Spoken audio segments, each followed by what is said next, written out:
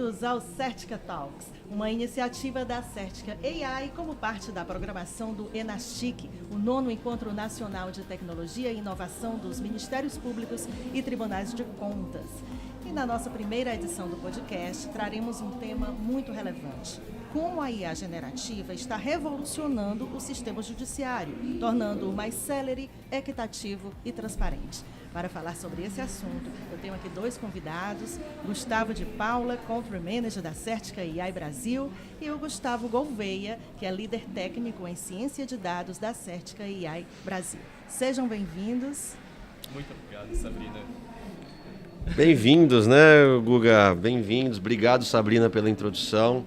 Uma honra estar aqui com vocês. É a primeira edição do nosso Certica Talks.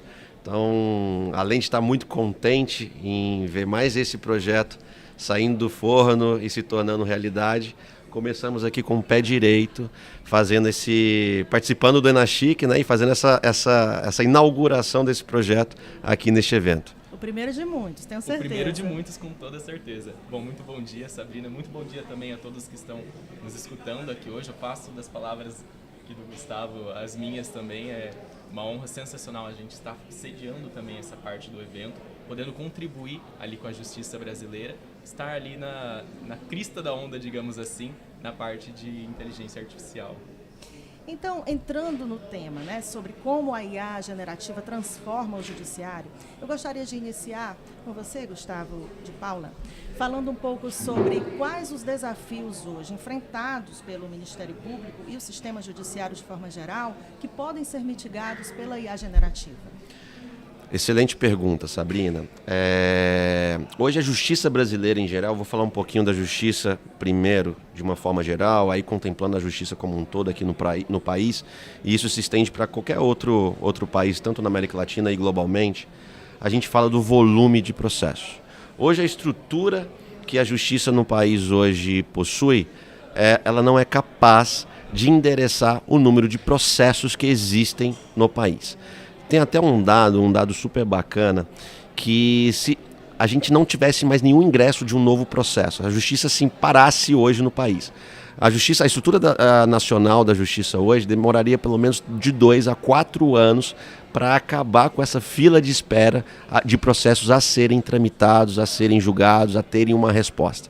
Então, o que é pior? Esse é um cenário hipotético, né? Isso não é possível de acontecer.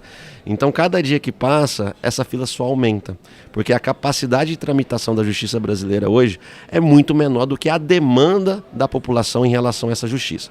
Então, esse é um ponto muito importante que a gente tem que endereçar também, super relevante, que 72% hoje dos processos que tramitam na justiça são considerados processos similares, processos de baixa complexidade. Ou seja, endereçando esses 72%, endereçando uma forma de agilizar o julgamento e o processamento desses 72 processos na justiça brasileira, a gente garante essa estrutura aqui basicamente trabalhando pelos 28% restante, que aí sim são processos aí de grande complexidade que demandam uma atenção e uma estrutura um pouquinho maior para endereçar esses problemas. Então, para começar esse bate-papo, eu queria deixar esses dois dados aqui para vocês, né? E o nosso primeiro foco aí como instituição que nasceu aqui no Brasil com o intuito de endereçar essa grande dor desse segmento, endereçar ali como a gente resolve o problema do alto volume de processos a serem tramitados na justiça brasileira. E isso não foge da rotina e do dia a dia dos ministérios públicos, né? Assim como o Tribunal de Justiça, os Ministérios Públicos possuem também um grande número de processos, de acusações, de processos a serem tramitados internamente dentro da instituição. Então, a nossa primeira batalha aí é convencer o tribunal na adoção da tecnologia para a gente endereçar essa questão do volume. Não sei se o Gustavo quer me complementar aqui, mas essa é a primeira deixa que eu queria discutir aqui, deixar aqui para a gente discutir e aprofundar. E por falar em fazer o tribunal implementar, vem aí a questão da adoção, da capacitação desses servidores para utilizar essas tecnologias, né? Exatamente, Sabrina. Um ponto que o Gustavo comentou também que é muito interessante com relação a essa parte de quando a Certica chegou ao Brasil aqui em 2023. nós temos visto muito a questão da quantidade em si, os feedbacks dos servidores que utilizam, que fazem parte ali do judiciário, comentando com relação a essa questão do volume muito grande dos dados. Para a gente ter uma noção um pouco maior, na parte de ministérios públicos, somente no Brasil, em 2023, nós temos ali 31,7 milhões de processos e procedimentos, Sabrina. Então, assim, é uma quantidade muito, muito, muito expressiva. Com relação à parte de adoção em si de ferramentas de inteligência artificial.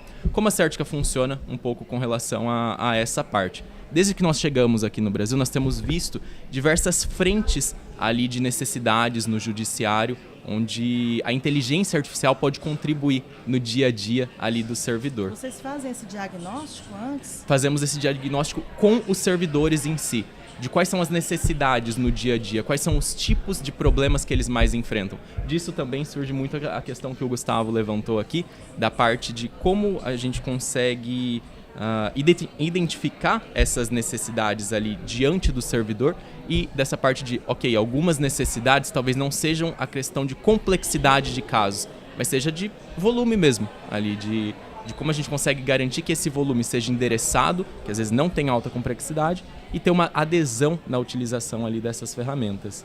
E quais são, então, essas ferramentas? Né? Fala um pouco de exemplos de tecnologias utilizadas pela Certica que podem auxiliar o setor jurídico. Sensacional, Sabrina, sensacional. Nessa parte onde a gente entra no conceito de aceleradores. O que acontece? Desde que a Certica chegou aqui no Brasil, dessas várias frentes que nós temos visto ali no judiciário, de necessidades específicas em diferentes tipos de dados, seja de processos, plataforma capaz de processar depoimentos de ministérios públicos. O que é esse processamento de depoimentos? Imagina que o procurador, o promotor, eles têm a necessidade ali de fazer depoimentos de testemunhas, de vítimas, e esse depoimento ele deve ser processado. Você tem que ter uma transcrição, não pode só ficar ali com o arquivo de vídeo dessa parte. Você tem que passar essa parte do vídeo para uma questão de textual. Então você tem esse processamento que é feito, né, atualmente ali pela Certica na IA generativa, de você fazer a transcrição desses depoimentos. Então você consegue ter ali a parte textual de tudo aquilo que foi dito no vídeo. Além disso, nós trazemos também alguns processamentos adicionais nessa plataforma também, como a parte de resumos, identificação de tópicos, identificação de possíveis culpados, análise de sentimentos, vieses cognitivos, contradições, sugestões de perguntas, teses defensivas. Então, assim, a gama de processamentos que já trouxemos e que são possíveis é gigantesca. Essas tecnologias já são aplicadas em alguns desses órgãos? Já são aplicadas. Inclusive, ontem nós comentamos muito sobre 2 casos que a Certica desenvolveu e que já estão em produção, tanto no Ministério Público do Mato Grosso quanto no Ministério Público do Rio Grande do Sul. Essas 2 tecnologias já estão em utilização pelos servidores. A do Mato Grosso nós fazemos resumo de processos, temos um assistente virtual específico para cada processo que pode auxiliar ali o dia a dia do servidor, respondendo perguntas como se estivesse dialogando mesmo. Interagindo, né? Interagindo com qualquer tipo de pergunta, de forma que ele consiga acessar ali as informações e fazendo até mesmo o que nós chamamos ali de geração de sugestão de minuta de denúncias. O que é isso? Basicamente, o procurador, o promotor, eles, a determinado caso, ele pode gerar uma denúncia com relação ao acusado. Então, nós utilizamos a IA generativa para auxiliar esse promotor, esse procurador, com relação a como ele deve gerar essa denúncia baseado em casos que ele já gerou anteriormente. Então tem isso também. Analisando a jurisprudência, né, dos casos. Isso. E aí tem um fato importante, não sei se vocês perceberam, todos esses processos que o Gustavo Gouveia comentou são atividades que fazem parte da rotina do servidor. Que para todo o processo ele faz, para quase todo o processo, vou me corrigir aqui, ele faz quase tudo igual, da mesma forma. Então a ferramenta está ali para auxiliar para que ele faça isso mais rápido e de forma mais eficiente, com menos erros, de uma forma mais assertiva e com um tempo muito menor. A gente aumenta a produtividade desse servidor e desse tribunal. Tem até importante dizer isso, com licença, Porque muitos têm medo que a IA substitua o De forma profissional, alguma. mas é um auxiliar. E isso, lembra que eu comentei que o grande problema aqui hoje da justiça brasileira... A justiça brasileira, vou dar um passo aqui atrás, Sabrina. A justiça brasileira, ela é super bem reconhecida no mercado global em adoção de tecnologia. Nós temos a gente tem que ter muito orgulho da nossa justiça. A justiça brasileira é a justiça... Eu falo com isso sem sombra de dúvida. É a justiça que mais inova, é a justiça que mais adota a tecnologia. Está na vanguarda da tecnologia, não só na nossa região aqui na América Latina, mas globalmente. A gente tem um grande problema, é o volume. A gente vem acompanhando aqui o amadurecimento do país como país, como democracia, como institucionalmente falando, né? E a justiça acompanhou também esse desenvolvimento. Tanto que hoje existe um slogan na Justiça do Brasil que a justiça é para todos. Então, independentemente de onde você veio, onde você mora, qual o seu credo, cor, raça social, classe econômica, enfim, você tem acesso no Brasil. E isso gera um resultado que é um grande número e um grande volume de processos que existem no nosso país. Então, e a alternativa não é crescer mais essa estrutura do Brasil, né, da justiça no Brasil. A gente já tem uma discussão também que a justiça do Brasil já tem uma estrutura muito pesada, muito grande, muito onerosa para o cidadão brasileiro. Então a alternativa não é crescer ainda mais para conseguir dar vazão a esse grande volume que é demandado pela população. Então a única alternativa que a gente tem aqui é a adoção de tecnologia, né? Das ferramentas, para fazer com que esses tribunais, que esses ministérios públicos, que essas instituições sejam cada vez mais produtivas. Porém, esses servidores já estão aqui, sendo super cobrados, super onerados por essa grande carga de trabalho. Então, o incremento aqui de produtividade no dia a dia desses servidores, só com a eficiência e com a gestão, ele é marginal, ele é muito baixo, não resolve, não endereça o problema. A forma de incrementar isso exponencialmente é só através da tecnologia. E essas aplicações que o Gustavo Gouveia comentou em relação a esses aceleradores, a essas ferramentas, a gente consegue endereçar atividades que fazem parte do dia a dia desses servidores. Um promotor, por exemplo, quando ele vai fazer uma minuta, de 15% a 20% do tempo que ele gasta para gerar essa minuta é fazendo um resumo daquele processo, né? E ele é obrigado a fazer esse resumo em todos os seus processos. Então, de 15% a 20% do tempo daquele promotor, ele está ali dedicado a fazer o resumo. E aí a gente traz a ferramenta para fazer isso de forma automatizada e o melhor, né, com as características daquele promotor. Exato. Não somente do promotor, mas atualmente, nas tecnologias que estamos utilizando, além de nos basearmos nos exemplos dos promotores em si para essa geração de minuta, é baseado também na área e na classe específica dos processos. O que isso quer dizer? Que basicamente, se você tem um processo que é da área ali civil ou se é de uma área penal, criminal, alguma coisa nesse sentido, também é possível utilizar a tecnologia para que seja específico a sugestão para esse tipo de processo. Então isso auxilia muito também ali no dia a dia desse promotor. A margem de erro da IA é quase nada. Atualmente, com as tecnologias que nós temos, a margem de erro ela chega a ser quase irrisória, assim. Muito próximo a 100%. É muito próximo a taxa de acerto, né? A taxa de acerto. Taxa de erro quase zero, deixar isso claro, né? Não, exatamente. Falando um pouco sobre equidade e transparência, né? Como que essas ferramentas da IA generativa podem contribuir para tornar a justiça mais acessível? Esse é uma discussão que eu particularmente adoro, tá? Aí eu vou dar 2 passos atrás. A Cética chegou no Brasil, Sabrina, em setembro, ali em meados no fim do segundo semestre de 2023. E como planejamento estratégico, a gente tem 2 grandes pilares, tá? Então, o primeiro é atuar com consultoria de nuvem pública, tá? Então, que é a estrutura da Cética que a gente carrega globalmente, né? Que a gente herdou aí dos outros países, onde a gente já tinha as nossas operações atuando já há bastante tempo. E aqui no Brasil, a gente criou um novo pilar, que é super importante, que tem o nosso coração aqui, o nosso dedo, que nos orgulha bastante, que é o desenvolvimento de soluções que endereçam problemas de negócio dos segmentos e instituições que a gente apoia, né, que a gente trabalha ali de mão em mão. E o primeiro segmento que a gente investiu, que a gente elegeu para investir, é o segmento de justiça. Como estrutura e norte estratégico da companhia, como nós somos uma companhia global, com atuação global, a gente elegeu os quatro objetivos estratégicos da ONU como norte para pensar em todas as nossas soluções. E aí eu vou dar um destaque para o 16º, que é paz, justiça e instituições sólidas. E basicamente a gente traz essas soluções que nós desenvolvemos para trazer o cidadão para o centro da discussão. O centro da discussão aqui não é o Tribunal X, não é o Ministério Público X, não é o Tribunal de Contas, não, é o cidadão. Ele é o beneficiado. Ele é o Exato, grande exato. beneficiado. Porque, vamos lá, tem um outro dado que eu gosto, é um norte muito importante para a gente, que hoje um processo na justiça no Brasil, em sua média, ele demora de 7 a 8 anos para ser tramitado. Tá? Perdão. 7 a 8 anos é muito tempo e muda a vida de qualquer pessoa. Imagina uma pessoa, um cidadão que precisa daquela decisão para sobreviver, que é a grande parte da nossa população. Né? Então, o nosso grande objetivo aqui é reduzir. Se a gente conseguir reduzir em 30%, 40%, a gente vai trazer um benefício gigante para a vida desse cidadão.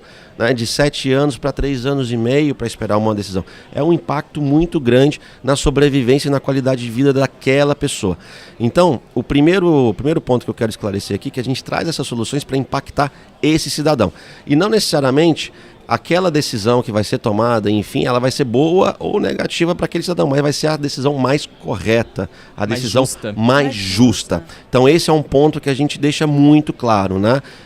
A gente não está aqui aderindo fazendo a adoção dessas tecnologias, desenvolvimento dessas tecnologias para fazer que a decisão seja boa para a justiça, para a instituição ou para o cidadão, mas que seja a decisão correta, baseado naqueles parâmetros, naquela legislação, em todos aqueles conceitos que estão ali inseridos naquele contexto. Sensacional, sensacional. Complementando aqui o Gustavo de Paula também com relação à utilização em si dessas ferramentas. Uma coisa muito importante, que até mesmo você, Sabrina, chegou a comentar no começo aqui da nossa conversa, é que, assim, atualmente, nenhuma das ferramentas que a Certica desenvolve é baseada em... Ela não toma decisão. Em nenhum momento a IA ela toma decisão com relação ao que está acontecendo. Ela sempre auxilia ali o promotor, o servidor público com relação às análises em si que você tem naquele processo. Então, seja na geração ali de resumos, na parte de gerar análises mais profundas, na parte de sugerir encaminhamentos, por exemplo, para o promotor de justiça. Esse processo ele pode ser arquivado. Ele pode ser gerada uma denúncia, deve ser emitido um mandado, alguma coisa nesse sentido. Mas a IA em si, ela nunca se comunica diretamente com o retorno, seja para os sistemas ali desse promotor para tomar algum tipo de decisão, ou seja até mesmo na parte de sugestão de decisão final ali com relação a algum processo. Então esse é um ponto muito... Esse ponto, exato, né? Exato. Posso dar um exemplo? Vou dar um exemplo bem simples, né? Todo o Ministério Público, quando chega ali ao final de cada ano, tem que liberar os indutos, né, dos presidiários ali daquela região, daquele estado. Né? É um processo que a gente sabe que vai acontecer, acontece todo ano, e ele é concentrado em uma faixa já determinada de um período. Né? E existe ali uma série de servidores que quando chega esse período, que ficam ali dedicados a realizar esse induto. E é uma tarefa muito operacional, muito braçal e muito repetitiva. Né? Eu não sei exatamente, eu não tenho dado aqui exatamente de quantos servidores se dedicam a essa atividade por um determinado número de dias, mas o custo desse induto, ele é muito alto. O custo social também. É isso aí. Então, por exemplo, a gente com uma ferramenta simples, uma adoção simples, um microserviço simples, um acelerador muito simples, a gente consegue automatizar a geração desses indutos, que tem um volume absurdo. Eu acho que aqui no Rio Grande do Sul, a gente está falando de mais ou menos 25 mil indutos que são gerados todos os anos, né? E a gente automatiza esse processo. Então, quantos servidores deixam de fazer essa atividade operacional e voltam a fazer sua atividade estratégica do dia a dia, ali na tramitação, por exemplo, de denúncias, por exemplo, né? E deixam de fazer essa atividade de operação. Então, o que é importante aqui, a gente nunca vai discutir tirar esse servidor que faz induto para colocar a ferramenta para realizá-lo. Não. A gente está aqui para auxiliá-lo. Como ferramenta de apoio. De apoio para que ele tome essas decisões de uma forma mais rápida, mais produtiva e mais assertiva. ganham todas as partes. Ganham né? todas as Exato. partes. Infelizmente, o nosso tempo está acabando, então eu gostaria de ir para as considerações finais. O que a gente pode esperar da Enastic esse ano? Começo aqui, Guga? Posso começar Com toda aqui? certeza, Gustavo. Então, o primeiro ponto é o nosso primeiro podcast, a nossa inauguração nesse tema de um projeto tão esperado, e estava ansioso para ver esse projeto saindo aqui. Então, gostaria de fazer com que vocês fiquem atentos à nossa agenda do podcast nesses próximos, hoje e amanhã, nesses 2 dias, né? Temos uma lista de convidados aqui e assuntos super interessantes, estratégicos e delicados que a gente vai ter nesses 2 dias. A gente tem alguns procuradores gerais de alguns estados que participarão com a gente tem secretários de tecnologia que participarão com a gente tem subprocuradores que participarão com a gente. Então, pessoal, aguardem, acompanhem e fiquem atentos à nossa agenda, né? Segundo ponto, IA é a bola da vez. Né? Eu costumo dizer que a gente está vivendo a revolução da IA generativa, que é a revolução que está acontecendo depois da revolução da internet. A nossa realidade muda com a IA. O nosso dia a dia muda com a IA. Então isso é super importante. Então as pessoas que já estão aprendendo, estão aderindo a essa tecnologia no seu dia a dia, já tem uma vantagem competitiva frente às que não estão. Só que a gente tem que ter um cuidado, pessoal, e a gente vai falar muito disso aqui dentro dessa agenda dos podcasts. A IA, a gente defende muito o uso da IA como uma ferramenta institucional, né? Porque a gente tem que tomar cuidado ali com a segurança das informações, dos dados que estão inseridos ali naquele contexto. E ali a gente tem que ter um norte, tem que ter uma estratégia embarcada na adoção dessas ferramentas. E se a instituição não se atentar para isso, o usuário ele vai aderir no seu dia a dia de uma forma ou de outra, né? Então aí a gente tem uma série de probleminhas ali de segurança, de compartilhamento de dados indevidos, enfim. Então, pessoal, fiquem atentos porque a agenda está super interessante e as discussões vão ser super importantes para a rotina de nós aqui brasileiros. Com toda certeza, Sabrina. Um outro ponto também muito interessante com relação ao evento em si. Nós estaremos aqui apresentando algumas outras tecnologias que trouxemos ali para os promotores e tudo mais, para auxiliar ali no dia a dia. Então temos bastante coisa aí interessante também, justamente nesse propósito ali de auxiliar no final, como a gente comentou lá no começo, na vida do cidadão. Então, obrigado, Sabrina. Muito obrigada pelas entrevistas, os esclarecimentos aí, e é só o começo.